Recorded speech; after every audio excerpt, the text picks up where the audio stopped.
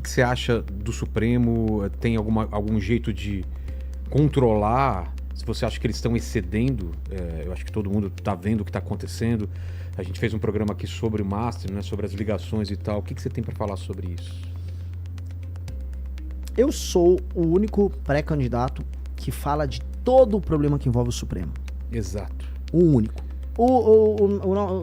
Pra ser justo, o Zema não fala de todo o problema, mas ele fala também do problema. Ele tá inclusive, comprando uma briga aí com o João Mauro. E eu acho bacana.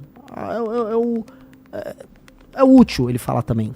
É que o problema é que quando o problema envolve os Bolsonaro, o Zema some. É o intocável do Zema, o Bolsonaro. Flávio Bolsonaro fez um acordo com o Xandão e com o Alcolumbre pra tirar a CPI do Banco Master e votar a dosimetria. Cadê aí a galera? Cadê o videozinho de IA? Tem que bater no Flávio. A Operação Lava Jato foi destruída e o STF só tem todo esse poder porque os Bolsonaro, por conta do Flávio, do problema da rachadinha que envolvia o Flávio, fizeram acordos com o STF. Fizeram as nomeações, destruíram o CPI da Lava Toga. O Bolsonaro vetou o fim das decisões monocráticas que passou na Câmara e no Senado. Ora, os superpoderes do STF são consequência do péssimo governo do Bolsonaro no trato disso. E aí, cara, os únicos que ficaram denunciando e quase foram presos por fazer isso fomos nós. Tô avisando, os únicos que denunciaram, do Xandão até os Bolsonaro, porque todos têm culpa no cartório, fomos nós. Então, e eu tô denunciando até hoje. Fizemos 4 manifestações pedindo a cabeça de ministro do STF, pedindo prisão de ministro do STF agora. E por conta do escândalo agora do Banco Master, que é o maior escândalo de corrupção da nossa história. Só que o problema do escândalo do Banco Master é assim, as pessoas vão contar historinhas. A esquerda conta só a história que envolve a direita. E a direita conta só a história que envolve a esquerda. Então eu queria pedir pra todo mundo, vamos contar a história toda? Vamos contar que boa parte do crescimento do Banco Master aconteceu durante o governo Bolsonaro.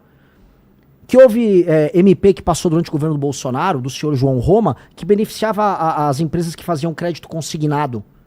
Dentre elas, o próprio Banco Master que vivia de crédito cesta. E que isso passou durante o governo Bolsonaro. E que, por coincidência, o governo Bolsonaro, tanto o Bolsonaro quanto o Tarcísio, receberam doações do Fabiano Zettel. E depois o Tanuri, que é o sócio oculto do Banco Master, tanto no Paraná, do senhor Ratinho, quanto em São Paulo, do senhor Tarcísio, participaram de operações de privatizações estranhíssimas, que terminaram turbinando o caixa do Banco Master. Tudo isso público e notório, não é minha opinião. Não vamos falar da parte que envolve a direita, que da esquerda a gente já sabe, o crédito cesta, que é a base do escândalo do Banco Master, começou com o PT. E o PT quer acabar. Só que envolve também o Centrão, envolve o mapa do Alcolumbre, que enterrou, junto com o Flávio Bolsonaro, com o governo, com todo mundo, com o STF, a CPI do Master. Ficar falando só de parte, não, eu vou contar aqui, vou contar o que você não sabe. É muito legal pra você agradar o bolsonarista e o petista. A turma de esquerda também tem os dossiês do Banco Master deles, em que o Lula não existe, que o Guido Mantega, com o contrato dele, que na verdade só estavam prestando consultoria. Porra, cara, isso é picaretagem. Não dá você ficar contando a história, a meia história, só pra você agradar uma bolha. Por isso que a gente tem essa história de polarização.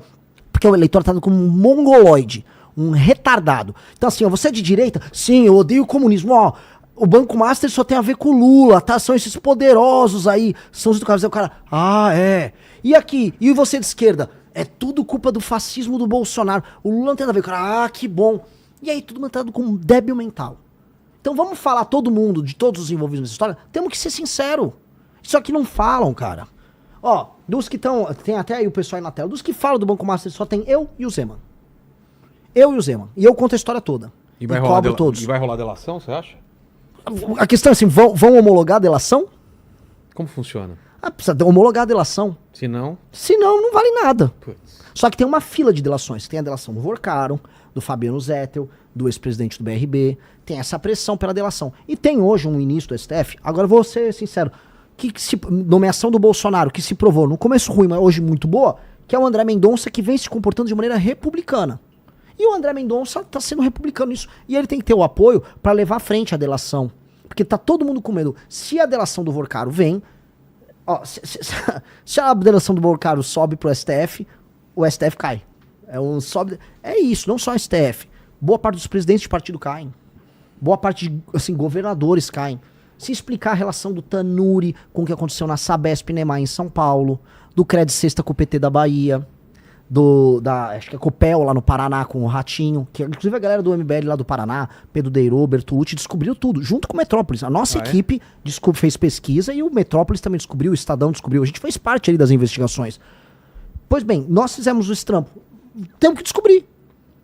O Ratinho viu que a casa caiu dele, ele até tirou a candidatura. Pois é. Não é lógico, ia ter que explicar em público por que a família dele tinha sociedade com a turma ligada ao Master e com a própria turma do JBS, que a JBS Friboi também tá nesse esquema.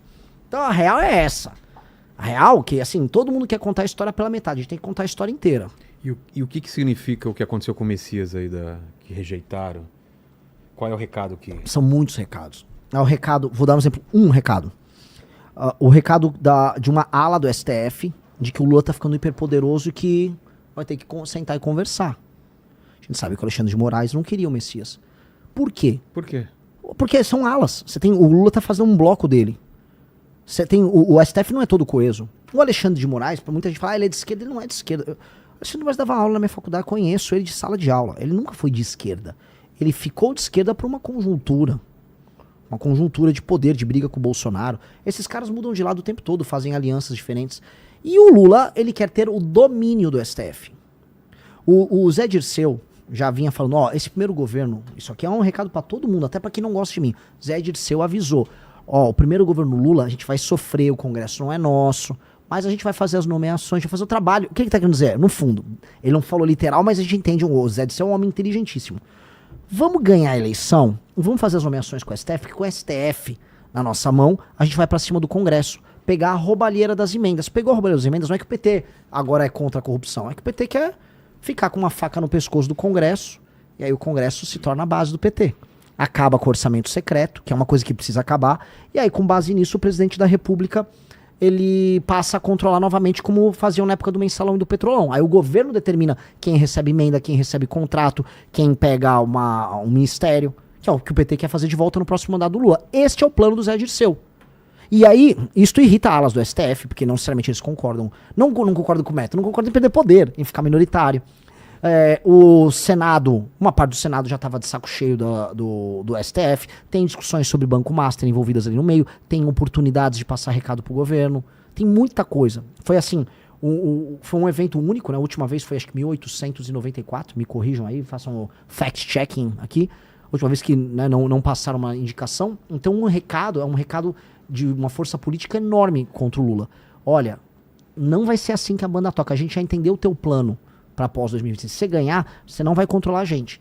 Até porque o STF, percebam assim, isso aqui também nenhum dos outros pré-candidatos vai falar, explicar para o eleitor. O Flávio Dino, ele tá investigando, e não é de hoje, as emendas dos principais líderes partidários do Brasil. Essas emendas, são as emendas do orçamento secreto, quase todas envolvem crime. Quase todas. E aí, o que ele fez? Não só ele, né? Assim, há uma inteligência nisso. Estão roubando. Vamos investigar. Vamos investigar que vai estar todo mundo na nossa mão. Pegaram, já teve operação com o Arthur Lira, que foi presidente da Câmara. Ninguém entra no orçamento secreto impunemente. Primeiro que o deputado escolhe. Tem os deputados que estão no orçamento secreto e os que não estão. Os que estão sabem que é secreto. E sabem que a destinação, você consegue, vamos dizer, trabalhar sem muita fiscalização. If you know what I mean, a pessoa que tá vendo, se me entende. E aí, com base nisso, né, um escândalo de corrupção acontece. Tanto que, percebemos, as eleições de 2024 foram eleições que, de acordo com os relatos locais, tiveram muita compra de voto, que é caixa 2. Então, tudo isso abastece o sistema corrupto. Flávio Dino, portanto, ele tem na mão boa parte dos parlamentares e presidentes de partido no Brasil. E isso é poder. E o Flávio Dino é do bloco do Lula. Pois é, vamos...